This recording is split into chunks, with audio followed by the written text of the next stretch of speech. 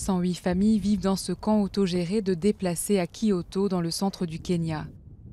Elles s'y sont installées après avoir fui les violences qui ont secoué le pays suite à la présidentielle fin 2007.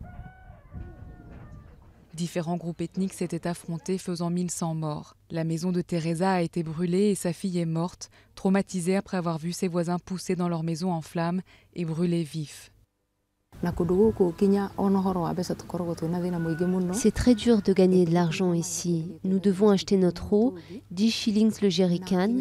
J'ai été piétinée pendant les violences électorales et j'ai toujours mal, mais nous n'avons pas accès à des soins médicaux ici. Le gouvernement affirme que la plupart des déplacés de la crise de 2007-2008 ont désormais été relogés. Mais en réalité, des centaines, voire des milliers de Kenyans attendent toujours d'obtenir un terrain ou une indemnisation alors qu'une nouvelle présidentielle doit avoir lieu le 4 mars. Certains n'ont même pas été reconnus comme déplacés car ils ne se sont pas fait enregistrer à temps.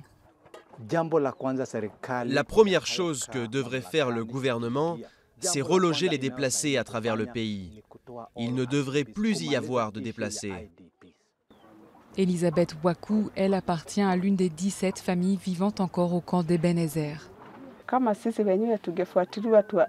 on retourne chez moi, je peux vous dire qui a attaqué ma maison. Ils sont toujours là.